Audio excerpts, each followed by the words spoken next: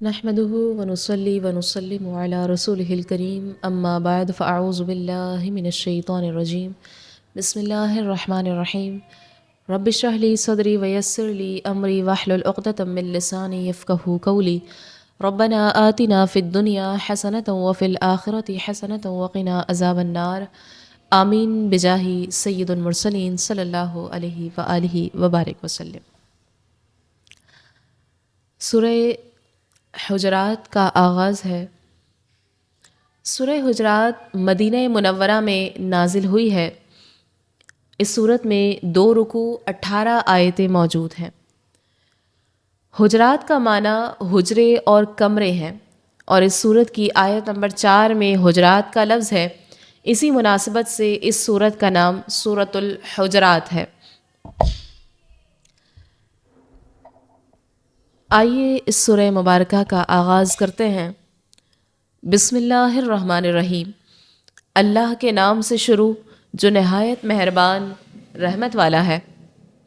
آیت نمبر 1 میں فرمان ہے، اے ایمان والو، اللہ اور اس کے رسول سے آگے نہ بڑھو اور اللہ سے ڈرو، بے شک اللہ سننے والا جاننے والا ہے۔ فرمایا یا ایھا الذین آمنوا، اے ایمان والو۔ اس آیت میں اللہ تبارک و تعالی نے ایمان والوں کو اپنے حبیب صلی اللہ علیہ وسلم کا ادب و احترام ملحوظ رکھنے کی تعلیم دی ہے، اور آیت کا خلاصہ یہ ہے کہ اے ایمان والو، اللہ تبارک و تعالی اور اس کے رسول صلی اللہ علیہ وسلم کی اجازت کے بغیر کسی قول اور فعل میں اصلاً ان سے آگے نہ بڑھنا یہ تم پر لازم ہے، کیونکہ یہ آگے بڑھنا اور رسول کریم صلی اللہ علیہ وسلم کے ادب و احترام کے خلاف ہے، جبکہ بارگاہ رسالت میں نیاز مندی اور آداب کا لحاظ رکھنا یہ لازم ہے، اور تم اپنے تمام اقوال و افعال میں اللہ تعالیٰ سے ڈرو، کیونکہ اگر تم اللہ تبارک و تعالیٰ سے ڈرو گے تو یہ ڈرنا تمہیں آگے بڑھنے سے روکے گا۔ اور ویسے بھی اللہ کی شان یہ ہے کہ وہ تمہارے تمام اقوال کو سنتا اور تمام افعال کو جانتا ہے، اور جس کی ایسی شان ہے اس کا حق یہ ہے کہ اس سے ڈرا جائے۔ اس آیت کے شان نزول کے متعلق مختلف روایات ہیں، ان میں سے چند ہم سماعت کرتے ہیں۔ ایک تو یہ ہے کہ چند لوگوں نے عید الاضحیٰ کے دن رسول اللہ صلی اللہ علیہ وسلم سے پہلے قربانی کر لی، تو ان کو حکم دیا گیا کہ دوبارہ قربانی کریں۔ دوسری یہ روایت ہے کہ حضرت عائشہ رضی اللہ عنہا سے مروی ہے کہ بعض لوگ رمضان سے 1 دن پہلے ہی روزہ رکھنا شروع کر دیتے تھے، ان کے بارے میں یہ آیت نازل ہوئی اور حکم دیا گیا کہ روزہ رکھنے میں اپنے نبی صلی اللہ علیہ وسلم سے آگے نہ بڑھو۔ مفتی احمد یار خان نعیمی علیہ رحمہ فرماتے ہیں، اس آیت کا شان نزول کچھ بھی ہو مگر یہ حکم سب کو عام ہے، یعنی کسی بات میں کسی کام میں رسول اکرم صلی اللہ علیہ وسلم سے آگے ہونا یہ منع ہے۔ اگر حضور صلی اللہ علیہ وسلم کے ہمراہ راستے میں جا رہے ہو تو آگے آگے چلنا منع ہے، مگر خادم کی حیثیت سے یا کسی ضرورت سے اجازت لے کر چلنا منع نہیں۔ اگر ساتھ کھانا ہو تو پہلے شروع کر دینا یہ ناجائز ہے۔ اسی طرح اپنی عقل اور اپنی رائے کو حضور علیہ السلام کی رائے سے مقدم کرنا یہ بھی حرام ہے۔ اس آیت مبارکہ سے یہ معلوم ہوا کہ اللہ تبارک و تعالی کی بارگاہ میں سید المرسلین صلی اللہ علیہ وسلم کی شان اتنی بلند ہے کہ ان کی بارگاہ کے آداب اللہ تبارک و تعالی نے ارشاد فرمائے ہیں۔ اس آیت میں اللہ تبارک و تعالی اور رسول کریم صلی اللہ علیہ وسلم دونوں سے آگے نہ بڑھنے کا فرمایا گیا، حالانکہ اللہ تعالیٰ سے آگے ہونا ممکن ہی نہیں ہے، کیونکہ وہ نہ زمانہ ہے نہ کسی مکان میں، اور آگے ہونا یہ زمانے میں ہوتا ہے یا جگہ میں۔ معلوم ہوا کہ آیت کا مقصد یہ ہے کہ رسول اللہ صلی اللہ علیہ وسلم سے آگے نہ بڑھو، ان کی بے ادبی دراصل اللہ کی بے ادبی ہے، اور حضور صلی اللہ علیہ وسلم کے خادم کی حیثیت سے یا کسی ضرورت کی بنا پر آپ سے اجازت لے کر آگے بڑھنا اس ممانعات میں داخل نہیں ہے۔ لہٰذا احادیث میں جو بعض صحابہ کرام رضی اللہ عنہم کا رسول اللہ صلی اللہ علیہ وسلم کے آگے آگے چلنا ذکر ہے، وہ اس آیت میں داخل نہیں ہے، کیونکہ ان کا چلنا خادم کی حیثیت سے تھا۔ یوں ہی حضرت ابوبکر صدیق رضی اللہ عنہ کا امامت کروانا بھی اس میں داخل نہیں، کیونکہ آپ کا یہ عمل حضور اقدس صلی اللہ علیہ وسلم کی اجازت سے تھا۔ علامہ اسماعیل حقی رحمۃ اللہ علیہ فرماتے ہیں کہ علماء کرام چونکہ انبیاء کرام علیہ السلام کے وارث ہیں، اس لیے ان سے آگے بڑھنا بھی اس ممانعت میں داخل ہے۔ اور اس کی دلیل حضرت ابو درداء رضی اللہ عنہ سے مروی وہ روایت ہے جس میں آپ فرماتے ہیں حضور اقدس صلی اللہ علیہ وسلم نے مجھے حضرت ابو بکر صدیق رضی اللہ عنہ کے آگے چلتے ہوئے دیکھا تو ارشاد فرمایا، اے ابو درداء، کیا تم اس کے آگے چلتے ہو جو تم سے بلکہ ساری دنیا سے افضل ہے؟ اب یاد رکھیے کہ یہ ادب ان علماء کرام کے لیے ہے جو اہل حق اور با عمل ہیں، کیونکہ یہی علماء در حقیقت انبیاء کرام علیہ السلام کے وارث ہیں، جبکہ بد مذہبوں کے علماء اور بے عمل عالم اس ادب کے مستحق نہیں ہیں۔ اور بعض ادب والے لوگ بزرگوں یا قرآن شریف کی طرف پیچھ نہیں کرتے، ان کے اس عمل کا ماخذ یہ آیت ہے۔ پھر آگے آیت نمبر 2 میں فرمان ہے، فرمایا، اے ایمان والو، اپنی آوازیں نبی کی آواز پر اونچی نہ کرو اور ان کے حضور زیادہ بلند آواز سے کوئی بات نہ کہو جیسے ایک دوسرے کے سامنے بلند آواز سے بات کرتے ہو کہ کہیں تمہارے اعمال برباد نہ ہو جائیں اور تمہیں خبر نہ ہو۔ اس آیت کریمہ میں بھی اللہ تبارک و تعالیٰ نے ایمان والوں کو اپنے رسول صلی اللہ علیہ وسلم کے 2 عظیم آداب سکھائے۔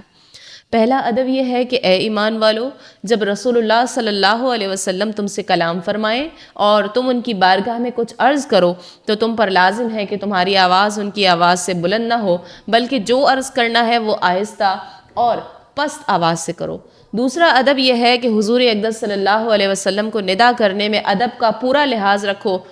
اور جیسے آپس میں ایک دوسرے کو نام لے کر پکارتے ہو اس طرح نہ پکارو، بلکہ تمہیں جو عرض کرنا ہو وہ ادب و تعظیم اور توصیف و تکریم کے کلمات اور عظمت والے القاب کے ساتھ عرض کرو، جیسے یوں کہو، یا رسول اللہ صلی اللہ علیہ وسلم، یا نبی اللہ صلی اللہ علیہ وسلم، کیونکہ ترک ادب سے نیکیوں کے برباد ہونے کا اندیشہ ہے اور اس کی تمہیں خبر بھی نہ ہوگی۔ مفسرین نے اس آیت کے شان نزول کے بارے میں مختلف روایات ذکر کی ہیں، ان میں چند روایت ہم سماعت کرتے ہیں۔ حضرت ابن ابی ملیکہ رضی اللہ عنہ بیان کرتے ہیں، 2 بہترین حضرات ہلاک ہونے کے قریب جا پہنچے تھے۔ ہوا یوں کہ حضرت ابو بکر صدیق اور حضرت عمر فاروق رضی اللہ عنہما نے رسول اللہ صلی اللہ علیہ وسلم کی بارگاہ میں اس وقت اپنی آوازیں اونچی کر دی تھیں جب بنو تمیم کے سوار بارگاہ رسالت میں حاضر ہوئے تھے۔ ان میں سے ایک صاحب نے بنو مجاشع کے بھائی اقرا بن حابس کی طرف اشارہ کیا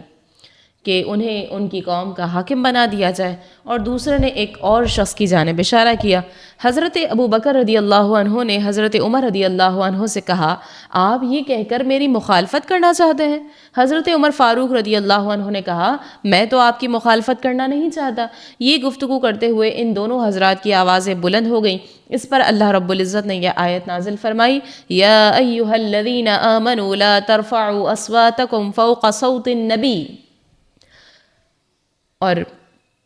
دوسرا واقعہ حضرت عبداللہ بن زبیر رضی اللہ عنہ سے یہی واقعہ ایک مروی ہے، البتہ اس کے آخر میں یہ ہے کہ اس گفتگو کے دوران ان کی آوازیں بلند ہو گئیں، تو اس معاملے میں یہ آیت نازل ہوئی، یا ایھا الذین آمنوا لا تقدموا، یہاں تک کہ آیت وانتم لا تشعرون تک یہ پوری ہو گئی۔ اس صورت میں اس شان نزول کے تعلق آیت نمبر 1 اور 2 دونوں سے ہے۔ پھر دوسرا شان نزول یہ بیان ہوا ہے کہ رسول اللہ صلی اللہ علیہ وسلم کی بارگاہ میں منافقین اپنی آوازیں بلند کیا کرتے تھے تاکہ کمزور مسلمان اس معاملے میں ان کی پیروی کریں۔ اس پر مسلمانوں کو بارگاہ رسالت صلی اللہ علیہ وسلم میں آواز بلند کرنے سے منع کر دیا گیا تاکہ منافق اپنے مقصد میں کامیاب نہ ہوں۔ اور تیسرا شان نزول یہ بیان کیا گیا، حضرت عبداللہ بن عباس رضی اللہ عنہما سے مروی ہے کہ یہ آیت حضرت ثابت بن قیس بن شماس رضی اللہ عنہ کے بارے میں نازل ہوئی۔ وہ اونچا سنا کرتے تھے، ان کی آواز بھی اونچی تھی اور بات کرنے میں آواز بلند ہو جایا کرتی تھی، اور بعض اوقات اس سے حضور اقدس صلی اللہ علیہ وسلم کو اذیت ہوتی تھی۔ پھر آگے فرمایا گیا آیت نمبر 3 میں، بے شک جو لوگ اللہ کے رسول کے پاس اپنی آوازیں اونچی رکھتے ہیں یہی وہ لوگ ہیں جن کے دلوں کو اللہ نے پرہیزگاری کے لیے پرکھ لیا ہے، ان کے لیے بخشش اور بڑا ثواب ہے۔ اس آیت کے بارے میں شان نزول یہ ہے کہ جب یہ آیت یا ایھا الذین آمنوا لا ترفعوا اصواتکم یہ نازل ہوئی تو اس کے بعد حضرت ابوبکر صدیق رضی اللہ عنہ، حضرت عمر فاروق رضی اللہ عنہ اور کچھ دیگر صحابہ کرام رضی اللہ عنہ نے بہت احتیاط لازم کر لی اور رسول اللہ صلی اللہ علیہ وسلم کی خدمت اقدس میں بہت ہی پست آواز سے عرض معروض کرتے، جیسا کہ ہم نے سماعت کیا۔ ان حضرات کے حق میں یہ آیت نازل ہوئی اور ان کے عمل کو سراہتے ہوئے ارشاد فرمایا گیا، بے شک جو لوگ ادب اور تعظیم کے طور پر اللہ کے رسول کی بارگاہ میں اپنی آوازیں پست رکھتے ہیں، یہی وہ لوگ ہیں جن کے دلوں کو اللہ تبارک و تعالی نے پرہیزگاری کے لیے پرکھ لیا اور ان میں موجود پرہیزگاری کو ظاہر فرما دیا ہے، ان کے لیے آخرت میں بخشش اور بڑا ثواب ہے۔ اب یہاں پر اس آیت مبارکہ سے 5 باتیں معلوم ہوئی۔ سب سے پہلی تو یہ کہ تمام عبادات بدن کا تقویٰ ہیں اور حضور اقدس صلی اللہ علیہ وسلم کا ادب دل کا تقویٰ ہے۔ دوسری یہ معلوم ہوئی کہ اللہ تبارک و تعالی نے صحابہ کرام رضی اللہ عنہم کے دل تقویٰ کے لیے پرکھ لیے ہیں، تو جو انہیں معاذ اللہ فاسق مانے وہ اس آیت کا منکر ہے۔ تیسری یہ بات معلوم ہوئی کہ صحابہ کرام رضی اللہ عنہم انتہائی پرہیزگار اور اللہ سے بہت زیادہ ڈرنے والے تھے، کیونکہ جس نے نبی کریم صلی اللہ علیہ وسلم کو اللہ تبارک و تعالی کا رسول مان لیا اور آپ کی اس قدر تعظیم کی کہ آپ کے سامنے اس ڈر سے اپنی آواز تک بلند نہ کی کہ کہیں بلند آواز سے بولنے کی بنا پر اس کے اعمال ضائع نہ ہو جائیں، تو اس کے دل میں اللہ تبارک و تعالی کی تعظیم اور اس کا خوف کتنا زیادہ ہوگا۔ چوتھی یہ بات معلوم ہوئی کہ حضرت ابوبکر صدیق اور حضرت عمر فاروق رضی اللہ عنہما کی بخشش یقینی ہے، کیونکہ اللہ تعالی نے ان کی بخشش کا اعلان فرما دیا ہے، اور ان دونوں بزرگوں کا اجر و ثواب ہمارے وہم خیال سے بالا ہے، کیونکہ اللہ تعالی نے اسے عظیم فرمایا ہے۔ اور حضرت ثابت رضی اللہ عنہ نے اپنی معذوری کے باوجود اپنے اوپر یہ لازم کر لیا تھا کہ وہ کبھی رسول اللہ صلی اللہ علیہ وسلم کی آواز پر اپنی آواز بلند نہیں کریں گے۔ ان کے بارے میں حضرت انس رضی اللہ عنہ فرماتے ہیں کہ ہم اہل جنت میں سے ایک شخص کو اپنے سامنے چلتا ہوا دیکھتے ہیں، اور جب یمامہ کے مقام پر مسلمہ سے جنگ ہوئی تو حضرت ثابت رضی اللہ عنہ نے دیکھا کہ مسلمانوں کا ایک گروہ شکست کھا گیا ہے۔ یہ دیکھ کر آپ نے فرمایا ان لوگوں پر افسوس ہے۔ پھر حضرت حذیفہ رضی اللہ عنہ کے غلام حضرت سالم رضی اللہ عنہ سے فرمایا ہم رسول اللہ صلی اللہ علیہ وسلم کے ساتھ اللہ رب العزت کے دشمنوں سے اس طرح جنگ نہیں کیا کرتے تھے۔ پھر یہ دونوں ڈٹ گئے اور لڑائی کرتے رہے یہاں تک کہ شہید ہو گئے۔ حضرت ثابت رضی اللہ عنہ کی شہادت کے بعد ایک صحابی رضی اللہ عنہ نے انہیں خواب میں دیکھا۔ انہوں نے فرمایا فلاں شخص میری زرہ اتار کر لے گیا ہے اور وہ لشکر کے کونے میں گھوڑے کے پاس پتھر کی ہنڈیا کے نیچے رکھی ہوئی ہے، لہٰذا آپ حضرت خالد بن ولید رضی اللہ عنہ کے پاس جائیں اور انہیں اس کی خبر دیں تاکہ وہ میری زرہ واپس لے سکیں۔ اور رسول اللہ صلی اللہ علیہ وآلہ وبارک وسلم کے خلیفہ حضرت ابوبکر صدیق رضی اللہ عنہ کے پاس جائیں اور ان سے عرض کریں مجھ پر قرض ہے تاکہ وہ میرا قرض ادا کر دیں، اور میرا فلاں غلام آزاد ہے۔ ان صحابی رضی اللہ عنہ نے حضرت خالد بن ولید رضی اللہ عنہ کو اس کی خبر دی تو انہوں نے زرہ اور گھوڑے کو اسی طرح پایا جیسے حضرت ثابت رضی اللہ عنہ نے بیان فرمایا تھا۔ انہوں نے زرہ لے لی اور حضرت ابوبکر صدیق رضی اللہ عنہ کو اس خواب کی خبر دی۔ حضرت ابوبکر صدیق رضی اللہ عنہ نے حضرت ثابت رضی اللہ عنہ کو وصیت کو نافذ کر دیا۔ حضرت مالک بن انس رضی اللہ عنہ فرماتے ہیں مجھے اس وصیت کے علاوہ کوئی ایسی وصیت معلوم نہیں ہوئی جو کسی کی وفات کے بعد نافذ کی گئی ہو۔ پھر آیت نمبر 4 میں فرمایا بے شک جو لوگ آپ کو حجروں کے باہر سے پکارتے ہیں ان میں اکثر بے عقل ہیں۔ بنو تمیم کے چند لوگ دوپہر کے وقت رسول اللہ صلی اللہ علیہ وسلم کی خدمت میں پہنچے۔ اس وقت حضور اکرم صلی اللہ علیہ وسلم آرام فرما رہے تھے۔ ان لوگوں نے حجروں کے باہر سے حضور اقدس صلی اللہ علیہ وسلم کو پکارنا شروع کر دیا اور آپ صلی اللہ علیہ وسلم باہر تشریف لے آئے۔ ان لوگوں کے بارے میں یہ آیت نازل ہوئی اور رسول اللہ صلی اللہ علیہ وسلم کی جلالت شان کو بیان فرمایا گیا کہ سید المرسلین صلی اللہ علیہ وسلم کی بارگاہ اقدس میں اس طرح پکارنا جہالت اور بے عقلی ہے۔ پھر آیت نمبر 5 میں فرمایا اور اگر وہ صبر کرتے یہاں تک کہ تم ان کے پاس خود تشریف لے آتے تو یہ ان کے لیے بہتر تھا اور اللہ بخشنے والا مہربان ہے۔ اس آیت میں ان لوگوں کو ادب کی تلقین کی گئی ہے کہ انہیں رسول اللہ صلی اللہ علیہ وسلم کو پکارنے کی بجائے صبر اور انتظار کرنا چاہیے تھا، یہاں تک کہ حضور اقدس صلی اللہ علیہ وسلم خود ہی مقدس حجرے سے باہر نکل کر ان کے پاس تشریف لے آتے اور اس کے بعد یہ لوگ اپنی عرض پیش کرتے۔ اگر وہ اپنے اوپر لازم اس ادب کو بجا لاتے تو یہ ان کے لیے بہتر تھا، اور جن سے یہ بے ادبی سرزد ہوئی ہے اگر وہ توبہ کریں تو اللہ تعالیٰ انہیں بخشنے والا اور ان پر مہربانی فرمانے والا ہے۔ تو اس آیت کریمہ سے اشارتاً یہ معلوم ہوا کہ جب اللہ کی بارگاہ کے مقرب بندوں اور باعمل علماء کی بارگاہ میں حاضر ہوں تو ان کے آستانے کا دروازہ بجا کر جلد بازی کا مظاہرہ نہیں کرنا چاہیے، بلکہ انتظار کرنا چاہیے تاکہ وہ اپنے معمول کے مطابق آستانے سے باہر تشریف لے آئیں۔ ہمارے بزرگان دین کا یہی طرز عمل ہوا کرتا تھا۔ بلند پایا عالم حضرت ابو عبیدہ رضی اللہ عنہ فرماتے ہیں، میں نے کبھی بھی کسی استاد کے دروازے پر دستک نہیں دی، بلکہ میں ان کا انتظار کرتا رہتا، اور جب وہ خود تشریف لاتے تو میں ان سے استفادہ حاصل کرتا۔ اسی آیت سے مزید ہمیں چند باتیں معلوم ہوتی ہیں۔ ایک تو یہ کہ حضور صلی اللہ علیہ وسلم کے دربار شریف کے آداب اللہ تعالیٰ نے بنائے اور اسی نے سکھائے۔ یاد رکھیے کہ یہ آداب صرف انسانوں پر ہی جاری نہیں بلکہ جنوں، انسانوں اور فرشتوں سب پر جاری ہیں، اور یہ آداب کسی خاص وقت تک کے لیے نہیں بلکہ ہمیشہ کے لیے ہیں، اور اکابرین کی بارگاہ کا ادب کرنا بندے کو بلند درجات تک پہنچاتا ہے اور دنیا اور آخرت کی سعادتوں سے نوازتا ہے۔ آگے آیت نمبر 6 میں فرمایا، اے ایمان والو، اگر کوئی فاسق تمہارے پاس کوئی خبر لائے تو تحقیق کر لو کہ کہیں کسی قوم کو انجانے میں تکلیف نہ دے بیٹھو، پھر اپنے کیے پر شرمندہ ہونا پڑے۔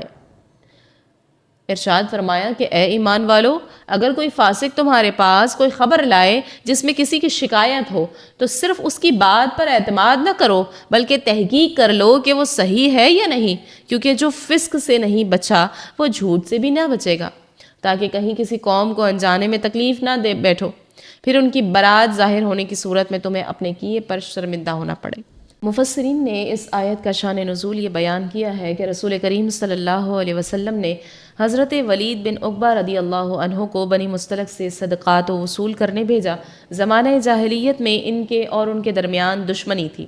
جب حضرت ولید رضی اللہ عنہ ان کے علاقے کے قریب پہنچے اور ان لوگوں کو خبر ہوئی تو اس خیال سے کہ حضرت ولید رضی اللہ عنہ رسول اللہ صلی اللہ علیہ وسلم کے بھیجے ہوئے ہیں، بہت سے لوگ ان کی تعظیم کے لیے ان کا استقبال کرنے آئے، لیکن حضرت ولید رضی اللہ عنہ نے گمان کیا کہ یہ پرانی دشمنی کی وجہ سے مجھے قتل کرنے آ رہے ہیں۔ یہ خیال کر کے حضرت ولید رضی اللہ عنہ واپس ہو گئے اور رسول اللہ صلی اللہ علیہ وسلم سے اپنے گمان کے مطابق عرض کر دیا کہ حضور ان لوگوں نے صدقہ دینے سے منع کر دیا اور مجھے قتل کرنے کے درپے ہو گئے۔ حضور صلی اللہ علیہ وسلم نے حضرت خالد بن ولید رضی اللہ عنہ کو حالات کی تحقیق کے لیے بھیجا۔ حضرت خالد رضی اللہ عنہ نے دیکھا کہ وہ لوگ اذانیں کہتے ہیں، نماز پڑھتے ہیں، اور ان لوگوں نے صدقات پیش کر دیے۔ حضرت خالد رضی اللہ عنہ یہ صدقات لے کر خدمت اقدس میں حاضر ہوئے اور واقعہ عرض کیا۔ اس پر یہ آیت کریمہ نازل ہوئی۔ تو اس آیت کریمہ سے ہمیں یہ معلوم ہوا کہ دین اسلام ان کاموں سے روکتا ہے جو معاشرتی امن کی راہ میں رکاوٹ بنتے ہیں، اور وہ کام کرنے کا حکم دیتا ہے جن سے معاشرہ امن و سکون کا گہوارہ بنتا ہے، جیسا کہ آیت کریمہ میں ذکر ہے۔ اصول کو اگر ہم آج کے دور میں پیش نظر رکھیں تو ہمارا معاشرہ امن کا گہوارہ بن سکتا ہے، کیونکہ ہمارے ہاں لڑائی جھگڑے فسادات ہوتے ہی اس وجہ سے ہیں کہ جب کسی کو کوئی اطلاع دی جاتی ہے تو وہ اس کی تصدیق نہیں کرتا بلکہ فوراً غصے میں آ جاتا ہے اور وہ کام کر بیٹھتا ہے جس کے بعد ساری زندگی پریشان رہتا ہے۔ اسی طرح ہمارے ہاں خاندانی طور پر جو جھگڑے ہوتے ہیں وہ اسی نوعیت کے ہوتے ہیں، چاہے وہ ساس بہو کا معاملہ ہو یا شوہر اور بیوی کا، کہ تصدیق نہیں کی جاتی اور لڑائیاں شروع کر دیتے ہیں۔ تو اس آیت سے ہمیں 4 باتیں معلوم ہوئی۔ سب سے پہلی تو یہ کہ ایک شخص اگر عادل ہو تو اس کی خبر معتبر ہے۔ دوسری یہ کہ حاکم یک طرفہ بیان پر فیصلہ نہ کرے بلکہ فریقین کا بیان سن کر ہی کوئی فیصلہ کرے۔ تیسری یہ بات معلوم ہوئی کہ غیبت کرنے والے اور چغل خور کی بات ہرگز قبول نہ کی جائے، اور چوتھی یہ بات کہ کسی کام میں جلدی نہ کی جائے ورنہ بعد میں پچھتانا پڑ سکتا ہے۔ آگے آیت نمبر 7 اور 8 میں فرمایا، اور جان لو کہ تم میں اللہ کے رسول تشریف فرما ہے، اگر بہت سے معاملات میں وہ تمہاری بات مانے تو تم ضرور مشقت میں پڑ جاؤ گے، لیکن اللہ نے تمہیں ایمان محبوب بنا دیا ہے اور اسے تمہارے دلوں میں آراستہ کر دیا، اور کفر اور حکم عدولی اور نافرمانی تمہیں ناگوار کر دی۔ ایسے ہی لوگ رشد و ہدایت والے ہیں۔ اللہ کا فضل اور احسان ہے، اور اللہ علم والا، حکمت والا ہے۔ فرمائے کہ اے ایمان والو، جان لو کہ تمہارے درمیان اللہ کے رسول تشریف فرما ہے، اگر تم میں سے کوئی ان سے جھوٹ بولے گا تو اللہ تعالیٰ انہیں خبردار کر دے گا، اور وہ اس کے حکم سے تمہارا حال ظاہر کر کے تمہیں رسوا کر دیں گے، لہٰذا تم ان سے کوئی باطل بات نہ کہو، اور یاد رکھو کہ اگر تمہارے بتائے ہوئے بہت سے معاملات میں وہ تمہاری بات ہی مانیں اور تمہاری رائے کے مطابق حکم دے دیں تو اس کا نتیجہ یہ ہوگا کہ تم ضرور مشقت میں پڑ جاؤ گے، لیکن اللہ تعالیٰ نے تم پر رحم کرتے ہوئے انہیں اس سے بچا لیا اور تمہارے دل میں ایمان کی محبت ڈال دی اور اسے تمہارے دلوں میں آراستہ کر دیا ہے، جس کی برکت سے تم رسول کریم صلی اللہ علیہ وسلم کی حکم عدولی نہیں کرتے، اور کفر، حکم عدولی اور نافرمانی تمہیں ناگوار کر دی ہے، جس کے باعث تم نافرمانی سے متنفر ہو۔ ایسے ہی لوگ رشد و ہدایت والے ہیں اور اللہ کے فضل و احسان سے حق راستے پر قائم ہے، اور اللہ کی شان یہ ہے کہ وہ ان کے احوال کا علم رکھنے والا اور ان پر انعام فرمانے میں حکمت والا ہے۔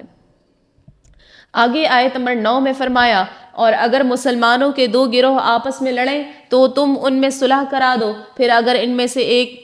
دوسرے پر زیادتی کرے تو اس زیادتی کرنے والے سے لڑو یہاں تک کہ وہ اللہ کے حکم کی طرف پلٹ آئے، پھر اگر وہ پلٹ آئے تو انصاف کے ساتھ ان میں صلح کرو اور عدل کرو، بے شک اللہ عدل کرنے والوں سے محبت فرماتا ہے۔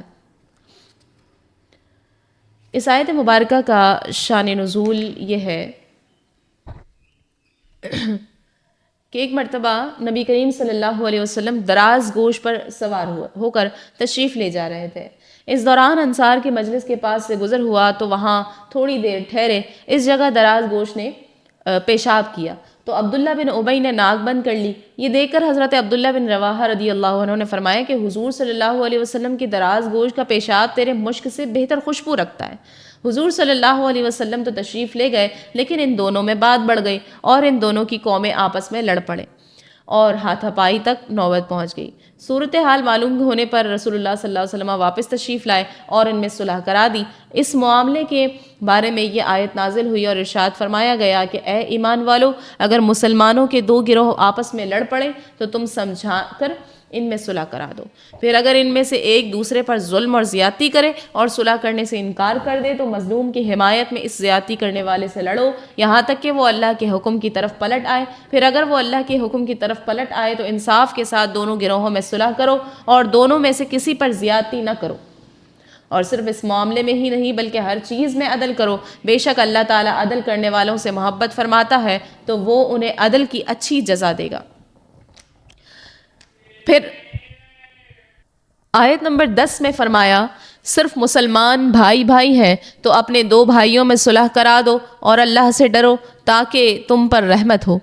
ارشاد فرمایا کہ مسلمان تو آپس میں بھائی بھائی ہی ہیں، کیونکہ یہ آپس میں دینی تعلق اور اسلامی محبت کے ساتھ مربوط ہے، اور یہ رشتہ تمام دنیاوی رشتوں سے مضبوط تر ہے، لہٰذا جب کبھی دو بھائیوں میں جھگڑا واقع ہو تو ان میں صلح کرا دو اور اللہ سے ڈرو تاکہ تم پر رحمت ہو، کیونکہ اللہ سے ڈرنا اور پرہیزگاری اختیار کرنا ایمان والوں کی باہمی محبت اور الفت کا سبب ہے، اور جو اللہ سے ڈرتا ہے اس پر اللہ کی رحمت ہوتی ہے۔ یہاں آیت کی مناسبت سے مسلمانوں کی باہمی تعلق کے بارے میں حدیث مبارکہ ہم سماعت کرتے ہیں۔ نبی کریم صلی اللہ علیہ وسلم نے فرمایا، مسلمان مسلمان کا بھائی ہے، وہ اس پر ظلم کرے نہ اس کو رسوا کرے۔ جو شخص اپنے بھائی کی ضرورت پوری کرنے میں مشغول رہتا ہے اللہ اس کی ضرورت پوری کرتا ہے، اور جو شخص کسی مسلمان سے مصیبت کو دور کرتا ہے تو اللہ تعالیٰ قیامت کے دن اس کے مصائب میں سے کوئی مصیبت دور فرما دے گا، اور جو شخص کسی مسلمان کا پردہ رکھتا ہے قیامت کے دن اللہ تبارک و تعالیٰ اس کا پردہ رکھے گا۔ اور اسی آیت مبارکہ پر سورہ حجرات کا پہلا رکوع اپنے اختتام کو پہنچتا ہے۔ اللہ تبارک و تعالی مسلمانوں کو اپنے باہمی تعلقات سمجھنے اور اس کے تقاضوں کے مطابق عمل پیرا ہونے کی توفیق عطا فرمائے۔ اللہ تبارک و تعالی ہمارے دلوں میں اپنی اور اپنے رسول صلی اللہ علیہ وسلم کی سچی تعظیم پیدا فرما، ہمیں ایسے قول و فعل سے محفوظ رکھ جو تیرے نبی صلی اللہ علیہ وسلم کی شان کے خلاف ہوں۔ اے رب کریم ہماری زبانوں کو ادب عطا فرما، ہمارے دلوں کو عاجزی اور اطاعت سے بھر دے، ہمیں جذبات، جلد بازی اور اپنی رائے کو دین پر حاوی کرنے سے بچا لے۔ اے اللہ ہمیں ان لوگوں میں شامل فرما جو خاموشی، صبر اور ادب کے ساتھ ہدایت حاصل کرتے ہیں۔ ہمارے اعمال کو قبول فرما، ہمیں حقیقی ایمان کی دولت نصیب فرما، آمین یا رب العالمین، بجاہ سید المرسلین صلی اللہ علیہ وسلم، وما علینا الا البلاغ المبین۔